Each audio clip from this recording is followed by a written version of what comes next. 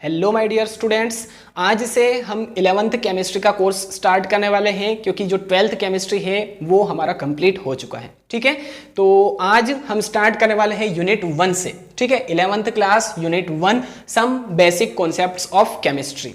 ठीक है, तो आज का जो हमारा टॉपिक है वो है मैटर को माइक्रोस्कोपिक लेवल पर या फिर बल्क लेवल पर किन किन टाइप्स में कैटेगराइज किया गया है, इनके टाइप्स हम पढ़ेंगे, बहुत ही डीपली डिस्कस करेंगे और इम्पोर्टेंट वीडियो है आपके एग्जाम के लिए। ठीक है, तो फुल फोकस के साथ में कंसंट्रेशन के साथ में वीडियो आपको एंड तक देखना है। मैं आपको गारंटी देता हूं कि इस वीडियो को देखने के बाद में आपको मैटर और इससे रिलेटेड जो टॉपिक्स हैं उनमें कभी भी कोई भी दिक्कत नहीं आएगी। ठीक है, चलिए तो सबसे पहले हम मैटर की डेफिनेशन देख लेते हैं। क्या लिखा है? Anything which has some mass and occupies a certain space is called matter. ठीक है, मैटर क्या चीज है? तो मैटर वो सभी चीजें हैं जो हमें पूरे स्पेस में दिखती है, पूरे यूनिवर्स में हमें जो भी चीजें दिख रही हैं वो सब के सब क्या है? मैटर है ना, मैटर से मिलकर बनी है। ठीक है, तो मैटर क्या है? जिनमें कुछ मास होता है ना, वजन होता है, कुछ मास होता है और एक सर्टेन स्पेस को लेते हैं वो, है ना, एक सर्टेन वॉल्यूम लेते हैं। अगर पेन है या पानी है ना, कोई भी चीज है, अगर वो जगह घेर रही है, वॉल्यूम घेर रही है, स्पेस ले रही है और उसका कुछ मास है तो उसे हम कहेंगे मैटर। ठीक है, पूरे यूनिवर्स में हमें जो भी चीजें दिखती हैं वो सब के सब मैटर है या मैटर से बनी हुई है। ठीक है, चलिए अब मैटर को अलग अलग टाइप्स में हम डिवाइड करते हैं, जैसे कि सॉलिड, लिक्विड, गैस। तो वो तो हम पढ़ चुके हैं प्रीवियस क्लासेस में, है ना, और आगे भी हम यूनिट 5 में पढ़ेंगे। स्टेट्स ऑफ मैटर में सॉलिड, लिक्विड, गैस को पढ़ेंगे। ठीक है, तो उनके बारे में हम अभी डिस्कस नहीं करेंगे। आज हम देखने वाले हैं classification of matter at microscopic level, है ना, बल्क लेवल पर कितने टाइप्स में डिवाइड किया गया है मैटर को। ठीक है, चलिए तो क्या लिखा है? Matter is classified into following at bulk level, है ना, बल्क लेवल पर जो मैटर है उसको डिवाइड किया गया है। फर्स्ट है यहां पर मिक्सचर। ठीक है, अब मिक्सचर की डेफिनेशन लिखी है, a mixture is a substance in which 2 or more substances are present in any ratio, है ना। अब मिक्सचर क्या होता है? तो मिक्सचर ऐसे सब्सटेंसेस होते हैं जिनमें 2 या 2 से ज्यादा जो सब्सटेंसेस हैं वो किसी भी रेशियो में प्रेजेंट हो सकते हैं, है ना। एग्जांपल हम देखेंगे तो अच्छे से क्लियर हो जाएगा। Sugar solution in water, air, T etcetera. अब शुगर सॉल्यूशन इन वाटर हमने लिया है, उसके अंदर हम शुगर डाल रहे हैं। ठीक है, तो वो क्या है? एक मिक्सचर है। ठीक है भाई, वाटर हमने ज्यादा क्वांटिटी में लिया है, शुगर हमने कम क्वांटिटी में ली है, तो कोई फिक्स्ड रेशियो नहीं है यहाँ पर, किसी भी रेशियो में हम मिला सकते हैं। ठीक है, तो ये मिक्सचर का एग्जांपल है। एयर, अब एयर में हम देखते हैं कि नाइट्रोजन 78% होती है, ऑक्सीजन 21% होती है, दूसरी गैसेस भी प्रेजेंट होती हैं कम अमाउंट में, कम क्वांटिटी में। ठीक है, तो यहाँ पर भी कोई रेशियो फिक्स नहीं है। सो एयर भी क्या है? एक मिक्सचर है। टी, चाय भी एक मिक्सचर है, हमें पता है ना, अलग अलग रेशियो में जो कंपोनेंट्स होते हैं उनको हम मिलाते हैं। क्लियर है मिक्सचर की डेफिनेशन और एग्जांपल। अब mixtures is of 2 types. Mixture 2 types के होते हैं। फर्स्ट है होमोजिनस मिक्सचर। अब होमोजिनस, होमो का मतलब क्या होता है? जो कंपोनेंट्स होते हैं वो पूरी तरह से घुल मिल जाते हैं, है ना, हमें दिखते नहीं है कि कौन कौन से कंपोनेंट हमने उसमें मिक्स किए। ठीक है, चलिए तो होमोजिनस मिक्सचर में क्या लिखा है? In this the components completely mix with each other, है ना, एक दूसरे में पूरी तरह से मिक्स हो जाते हैं, कंप्लीटली मिक्स हो जाते हैं।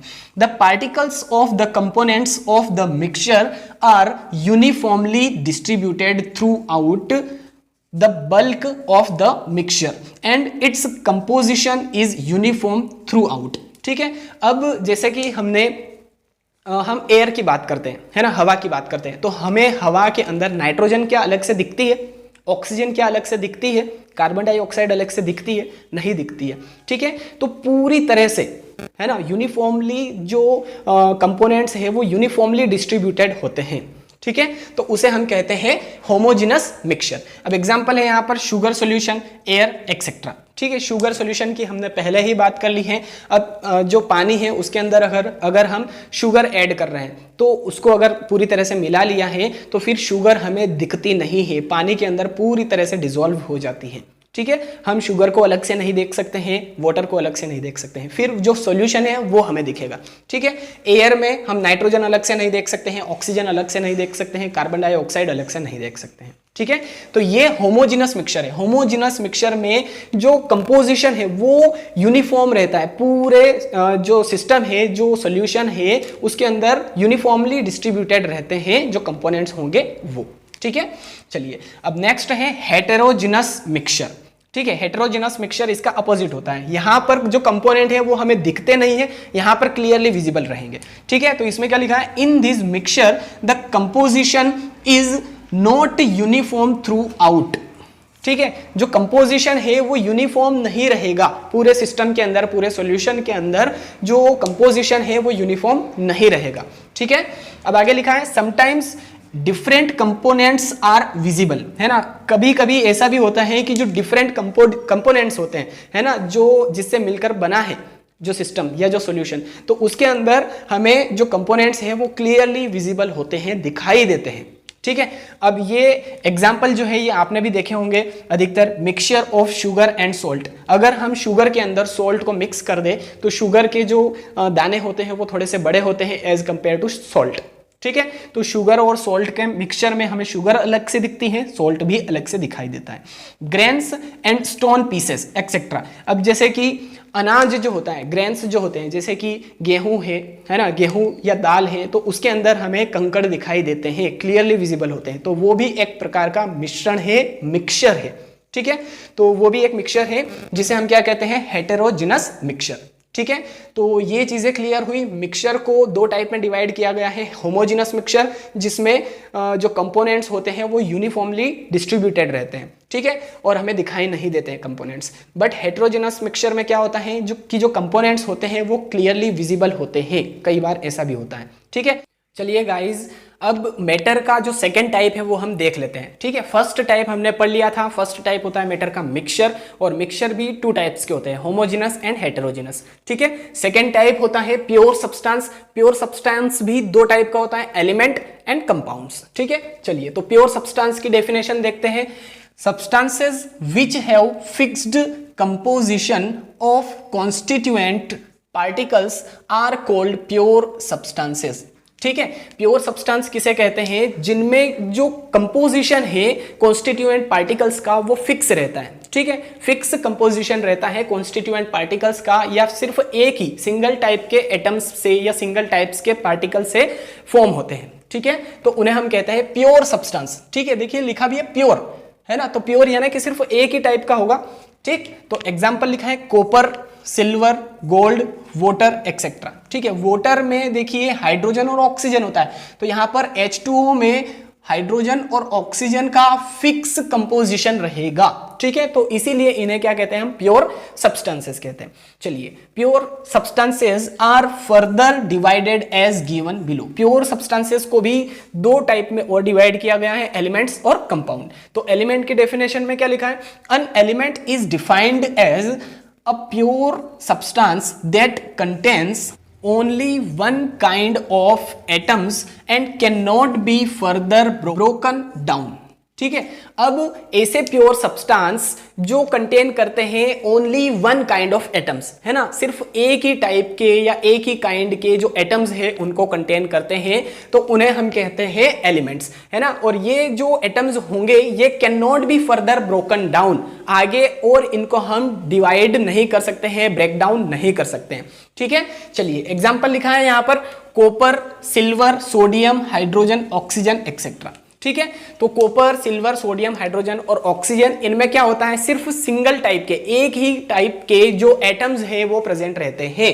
अब ऐसा नहीं हो सकता है कि कॉपर में सिल्वर के थोड़े एटम और गोल्ड के थोड़े एटम प्रेजेंट हो, ऐसा नहीं हो सकता है। कॉपर में सिर्फ और सिर्फ कॉपर के जो एटम्स हैं वही प्रेजेंट रहेंगे। हाइड्रोजन की बात करें, ऑक्सीजन की बात करें, तो जो गैसेज हैं, है ना, ऑक्सीजन, हाइड्रोजन, इनमें उनके ही एटम्स प्रेजेंट रहेंगे, है ना। ऑक्सीजन में ऐसा नहीं हो सकता है कि नाइट्रोजन भी प्रेजेंट हो जाए हाइड्रोजन भी प्रेजेंट हो जाए। ठीक है, तो सिर्फ एक ही टाइप के जो एटम्स हैं उनके थ्रू अगर किसी सब्सटेंस का फॉर्मेशन होता है तो उन्हें हम कहते हैं एलिमेंट्स। क्लियर है, चलिए नेक्स्ट है कंपाउंड। व्हेन टू और मोर atoms of different elements combine together in a definite ratio, है ना, ध्यान रखिएगा, definite ratio the molecule of a compound is obtained. ठीक है, अब अगर दो या दो से ज्यादा, है ना, 2 3 4 5 जितने भी हो सकते हैं, ठीक है, तो 2 या 2 से ज्यादा अगर अलग अलग एलिमेंट्स कंबाइन होते हैं एक डेफिनेट रेशियो में, है ना, 2 या 2 से ज्यादा एलिमेंट्स अगर एक डेफिनेट रेशियो में, एक फिक्स रेशियो में कंबाइन होते हैं एक दूसरे के साथ में, तो यहां पर कंपाउंड का फॉर्मेशन होता है। ठीक है, एग्जाम्पल लिखा है water, ammonia, carbon dioxide etcetera. ठीक है, अब जैसे कि वाटर का फॉर्मूला होता है H2O, तो हम यहां पर H3O को वाटर नहीं कह सकते हैं या फिर HO2 को वाटर नहीं कह सकते हैं। ठीक है, तो यहां पर जो डेफिनेट रेशियो है हाइड्रोजन और ऑक्सीजन का वो होना चाहिए। ठीक है, अमोनिया की अगर बात करें तो अमोनिया का फॉर्मूला होता है NH3, है ना, तो इसे ही हम अमोनिया कहेंगे। हम NH2 को या N2H3 को कुछ इस तरह से अगर फॉर्मूले लिखे हैं तो उनको हम अमोनिया नहीं कह सकते, है ना। एक डेफिनेट रेशियो होना चाहिए अलग अलग एटम्स का। ठीक है, और वो जब कंबाइन होते हैं तो कंपाउंड्स का फॉर्मेशन होता है। डेफिनेट रेशियो पे मैंने हाईलाइट इसलिए किया है क्योंकि अगर इनडेफिनेट रेशियो में या अगर अलग अलग रेशियो में जब कंबाइन होते हैं तो उन्हें हम कंपाउंड नहीं कहेंगे, उन्हें हम क्या कहेंगे, मिक्सचर कहेंगे। किसी भी रेशियो में अगर मिक्स हो रहे हैं एलिमेंट्स या एटम्स तो उन्हें हम कंपाउंड ना कहते हुए उन्हें हम कहेंगे मिक्सचर्स। ठीक है, यहां पर डेफिनेट रेशियो होगा तभी इनको हम कंपाउंड कहेंगे। ठीक है, तो आज हमने मैटर और मैटर को बल्क लेवल पर, मैक्रोस्कोपिक लेवल पर हमने डिवाइड किया है और अच्छे से हर एक की डेफिनेशन और एग्जाम्पल समझे हैं। ठीक है, तो आई होप आपको ये सब कुछ अच्छे से क्लियर हो चुका है।